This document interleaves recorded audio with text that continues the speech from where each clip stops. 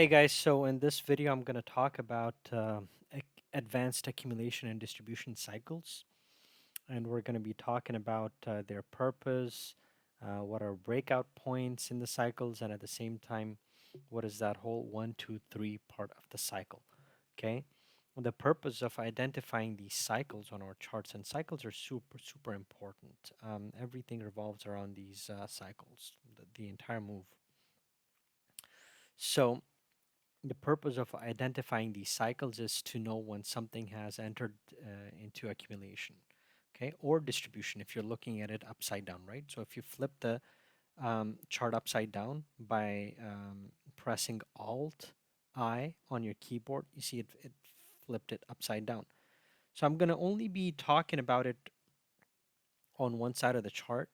Um, the exact same concept can be applied on the opposite side, right? So if we're talking about accumulation cycles like these, for instance, if this is an accumulation cycle, right? So it's accumulating and it's going up. So obviously distribution would be, so if you flip this upside down, you see it's distribution. So I'm only going to be actually talking about one side of the chart to save some time, and the same concepts you guys can apply on your own on your charts for distribution cycle as well. Okay, so then there are invalidation points of the cycles as well. Okay, so let's get into it, then it will make a little bit more sense to you guys, like what I've written over here. Okay, um, so let's actually draw a scenario for a cycle first,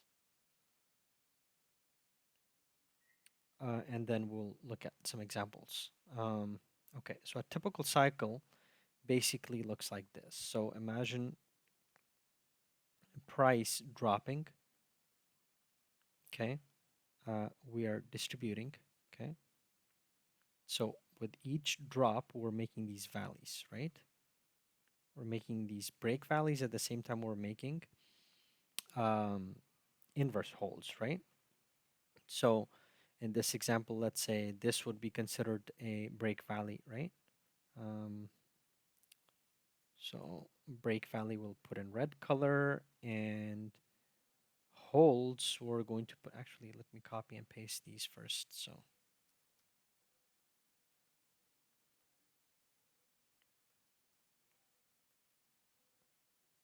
almost every time it touches the trend line, it kind of creates these valleys or these legs, peaks, whatever you want to call them, right?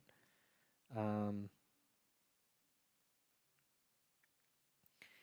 and these are actually the actual targets for it to touch again and stop distribution, right? Up until it doesn't touch this point, we cannot say something has entered into accumulation. Okay. So then on the flip side, we actually also have right here, let's put that in yellow color, inverse holds, right? Why do we call them inverse holds? Because they're just hold levels, but upside down, right? Inverted holds. So that's why we call them inverse holds. And so holds are supposed to be acting as supports, and inverse holds are, upside down, so they're resistance, correct? So, and each one of these bounces, obviously, it doesn't magically bounce off of nothing, right? It bounced off of a whole level probably somewhere here in the past, right? Somewhere probably over here. There could be a normal hold, like a regular hold. In green color, I'll put just one of them so the chart doesn't get too cluttered. I don't want the drawing to be too confusing and cluttered. But it's just to give you an example. You see, you have a hold over here. That's why it has this reaction, right? Hold over here, right? So people are knife catching this. Why do we call it a knife catch? Because it's the trend is towards the downside, right? So all of these guys that are buying these whole levels over here, they're just causing this whole thing to kind of bounce up a little bit, right? But overall, it's in distribution. It's in distribution, has not, at this point, the way it looks, it has not entered into accumulation. Okay, Is this recording? Yes. Okay. Just wanted to make sure. All right. So a cycle goes through this one, two, three, four, five steps that we kind of just to make it easier for understanding or explanation. So one is when it takes support on a whole level, a whole level, or it could be even a origin or inverted origin, whatever, but we just would call it in this case a support, right? On hold, just to make it simple, right? Two is when it floats through the trend, right? In this case, the downtrend, right? When it floats through the downtrend, when it breaks that trend. Three, when attacks the break valley, okay?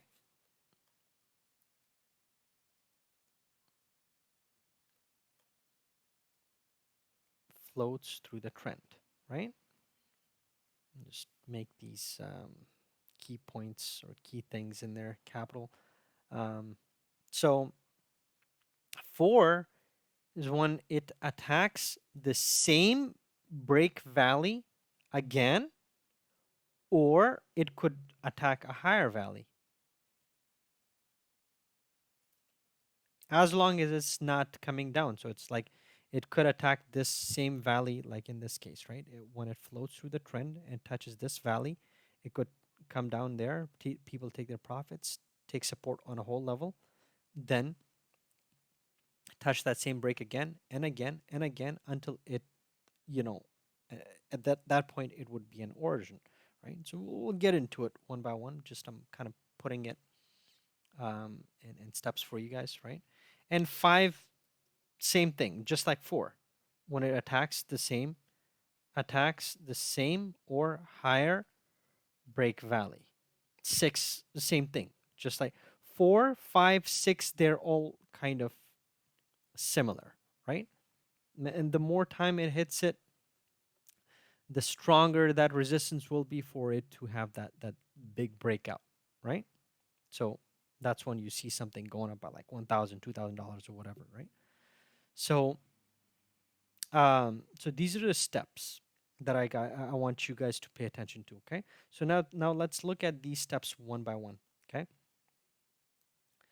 So imagine price is dropping, take support on a hold. So over here for right now, I'll just put one hold. Okay, and we will refer this to as one. Okay, that's the one of our cycle, right? And that's a whole level, right? So whole levels, you can call it support, whatever you want to call it, right?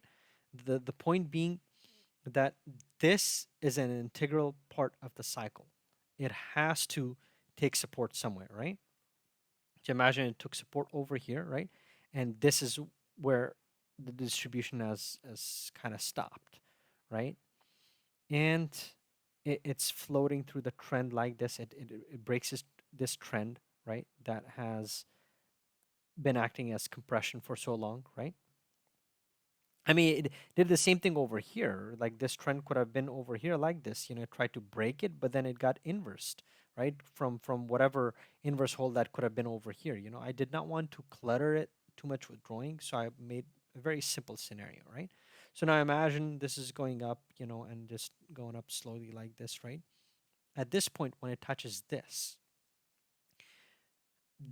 inverse hold, obviously, is where people will take shorts. They will sell their whatever commodity it is, asset, whatever it is, forex, currencies, oil, Bitcoin, whatever, right? So you will see a drop over here. But let's say if the buying pressure is more than selling pressure and it takes support on any of these whole levels that it has been creating while moving upwards, right? There could be several whole levels over here. Again, not to clutter the chart, I'm just only going to leave one. Okay, so let's say that's one of the whole levels over here. Like there could be a whole level. Let's put it over here. Okay, and if it takes support over here and it goes up and eventually touches this break valley.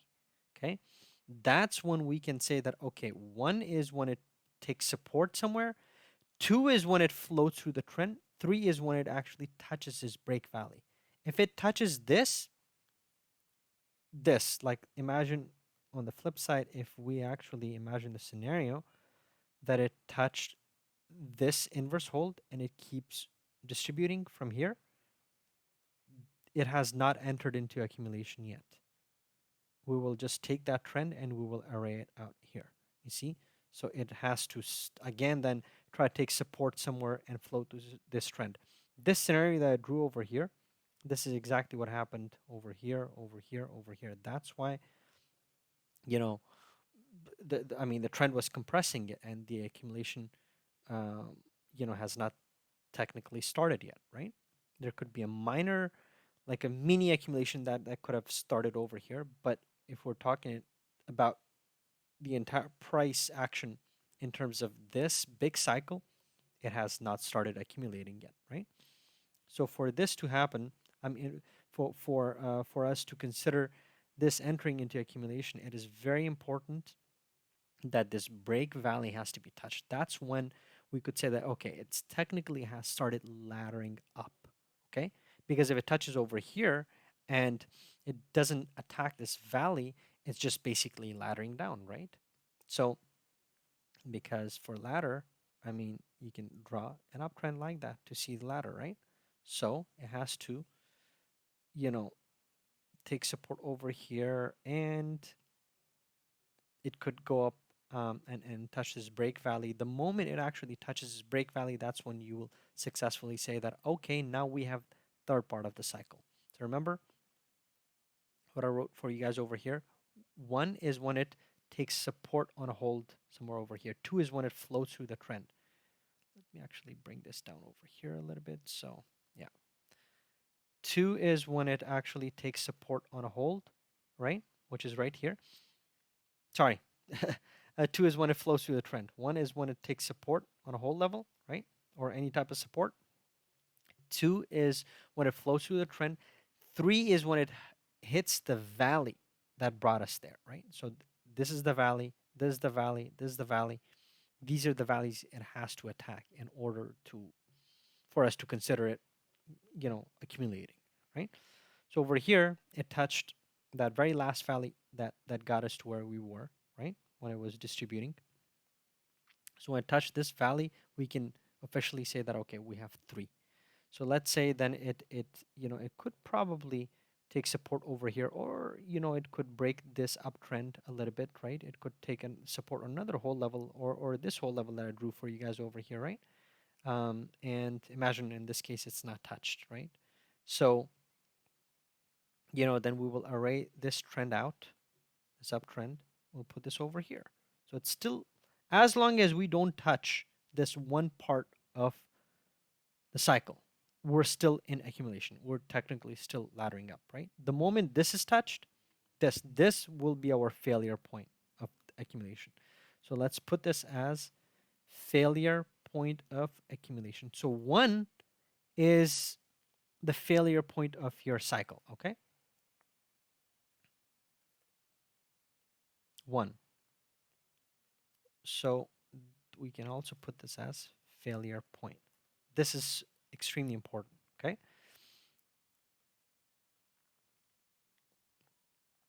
Now, if it goes and attacks that same break again, then comes down, and then it attacks it again. So this is what this is 4, 5. Each time it touches this break valley, again and again, that's what we could say like 4, 5, 6. You could have multiple touches over here. At this point, this has turned into an origin. Okay, origin is the original valley that gets touched again and again. Okay, and that is what I mentioned for you guys over here. Remember these points? When, see, at this point, it's not a break valley anymore. You would call this an origin. Okay, origin is a valley, a former valley that it has failed to gain. When we say gain, we mean it never had a hard close above it. It never had a green candle. In this case, it's an accumulation cycle, so we'll be talking about hard close as in green candles, right? It never had a hard close above this. As long as it does not have a hard close above this, this is an origin. This is a breakout point, okay? The moment it actually, the more times it touches this, this will be a very big breakout in the future. And the moment it actually breaks out, so what's going to happen is we'll have a hard close above this. It typically could touch this again, and boom, it could just shoot up, right? And that's when you will see like a lot of local inverse holes or break valleys getting crushed through. See?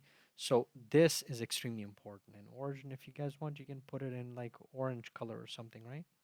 Or whatever color you guys prefer, white color, whatever, just to have some visual difference for you, right? And these valleys, remember, are targets, okay? These are the ones that are responsible for ending distribution. So I hope this is clear. Is there something else? Oh, there's one other thing as well that I wanted to mention in cycles. This, where actually this could be a valley. So yeah, I mean, we could actually say that that's the base of start of your trend, okay?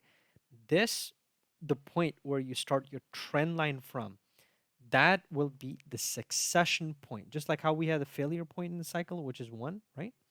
The succession point is where you start your trend line from for your cycle, okay? This is when succession of cycle. The moment it actually touches this leg over here, it could touch either of these valleys. It's we could technically consider that um, the continuation of accumulation, but how do you break out of this cycle? Because what does a cycle mean? Cycle means like just going round round in sphere, right? How do you break out of this cycle? Either you actually touch the failure point, which means that you will actually continue the distribution, or you touch this top part where your trend line or the cycle began from. Okay, the moment you actually touch this, that's when you would say that okay, this entire cycle is no more there. Or even if you touch this, you would say this is no longer over there. Okay.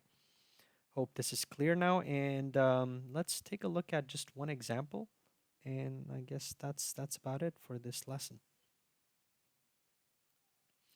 So I will take an example of this zone over here because there's so many cycles over here. It's one over here. There's so many, but this one is like really easily, you can identify this very easily. So see, you could say that this is the starting point of the cycle. See, so you have your 1 is when it took support over here. So in this case, this will be the point where we will say that, okay, in terms of accumulation, this is extremely important. This is 1 failure point of the cycle. You cannot touch this. If you touch this, accumulation has ended and distribution would continue, right?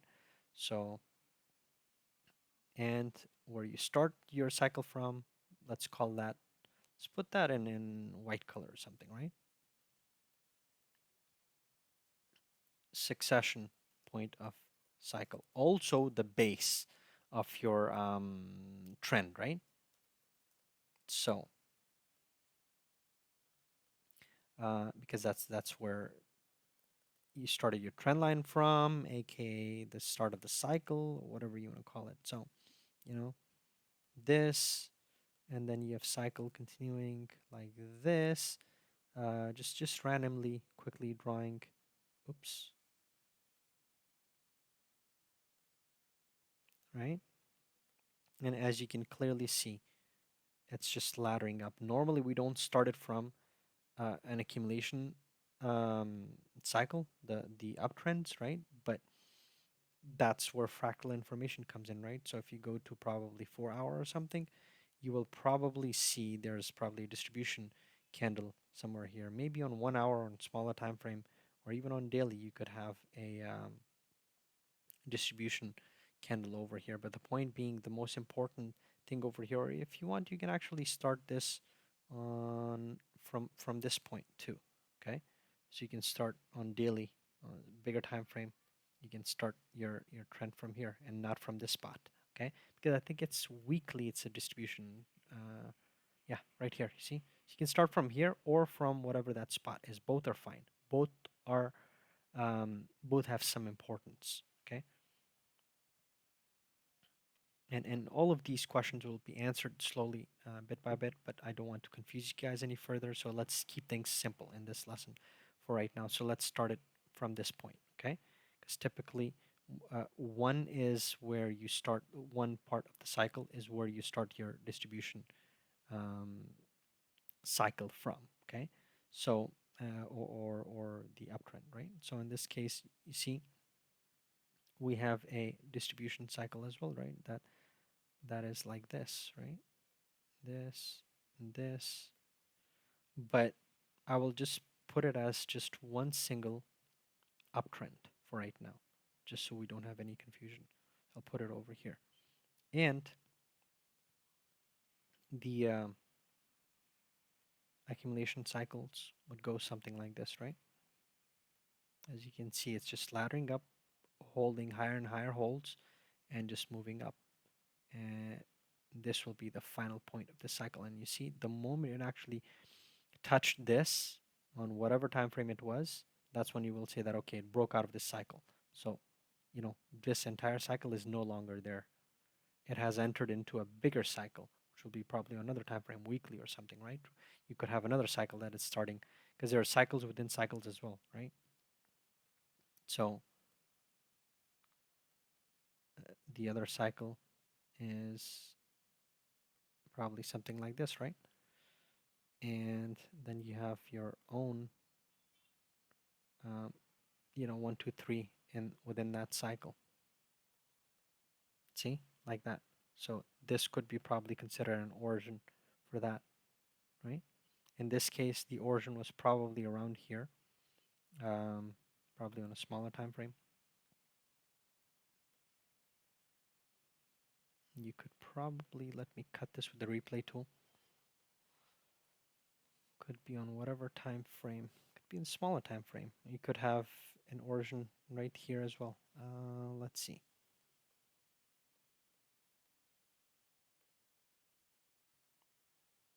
So okay. So you have a couple of origins over here. So you have one origin over here. This was the original valley, right? Right here. Sorry.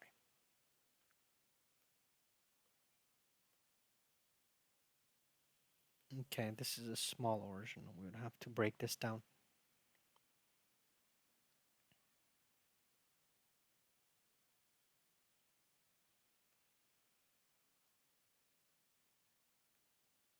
Right here. See? This is the origin. It was touching this again and again.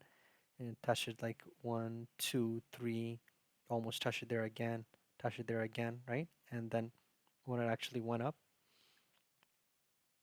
it was like the resistance, right?